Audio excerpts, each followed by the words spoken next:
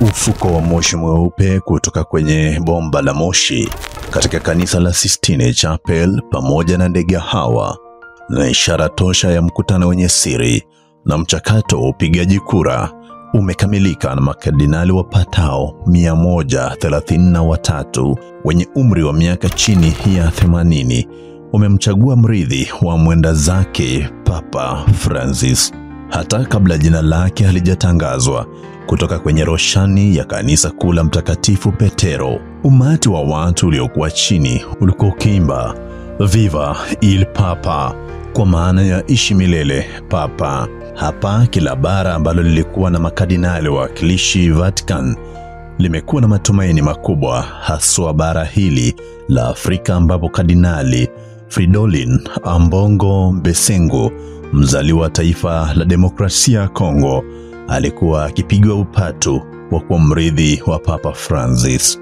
Kardinali Robert Prevost mwenye umri wa miaka 69 na ambaye majuzi alizuru taifa la Kenya atakuwa kiongozi wa 267 kwenye kiti cha enzi cha Mtakatifu Petero na atajulikana kama Leo wa 14. Atakuwa Marekani wa kwanza kushika wadhifa wa papa, ingawa anachukuliwa kuwa kardinali kutoka Amerika ya Kusini kwa sababu ya miaka mingi aliyotumikia kama missionary nchini Peru kabla ya kuwa askofu mkuu huko. Alizaliwa Chicago mwaka 1955.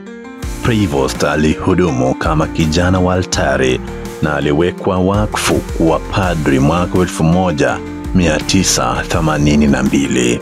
Akihutubia umati uliokuwa ukishangilia kwa Kiitaliano, Papa Leo wa 14 alisema, nikimnukuu, amani iwe nanyi. Wapendwa ndugu na dada, hii ni sehemu ya kwanza ya ufufuko wa Kristo. Ningependa kutoa salamu ya amani iwafikie familia zenu, ninyi nyote popote mlipo, amani iwe nanyi. Vile vile alitoa shukrani kwa mtangulizi wake Papa Francis, huku akisema, bado tunasikia masikioni mwetu sauti dhaifu lakini daima yenye ujasiri ya Papa Francis, ambaye alitubariki na hivyo anataka kuwakilisha baraka zake kwa watu kama Papa Francis alivyofanya mara ya mwisho alipojitokeza katika uwanja wa St. Peter's Square. Papa huyu mpya aliwashukuru makardinali waliomchagua wakati wa mkutano wa siku 2. Sote tunaweza kutembea pamoja kuelekea nyumba ya Mungu ambayo ametuandalia, alisema. Salamu maalum kwa kanisa la Roma. Kisha Papa Leo wa 14 alianza kuzungumza kwa Kihispania ili kuishukuru dayosisi yake ya zamani huko Peru, ambapo watu waaminifu walishiriki naye imani ya kujitolea kwa mengi.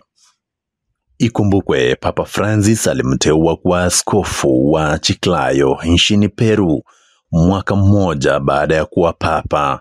Anawajua vizuri makardinali kote ulimwenguni kwa sababu ya nafasi yake muhimu kama mkuu wa baraza la maaskofu.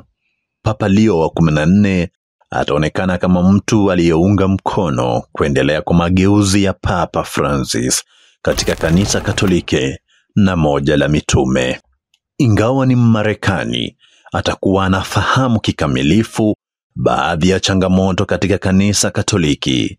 Historia yake ya Amerika ya Kusini pia inawakilisha mwendelezo wa baada ya papa aliyetoka Argentina, Papa Francis. Kabla ya mkutano mkuu, msemaji wa Vatican Matteo Bruni alisema kuwa wakati wa mikutano ya baraza la makardinali katika siku zilizotangulia, mkutano mkuu ulisisitiza umuhimu wa kuwa na papa mwenye roho ya kinabii inayoweza kuliongoza kanisa ambalo halijifungi ndani bali linajua jinsi ya kwenda nje na kuleta mwanga kwa ulimwengu uliojaa kukata tamaa.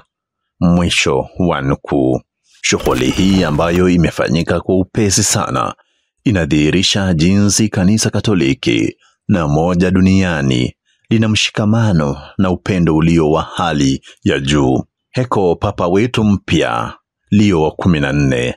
Kanisa ni moja, lenye imani moja, Katoliki na la mitume.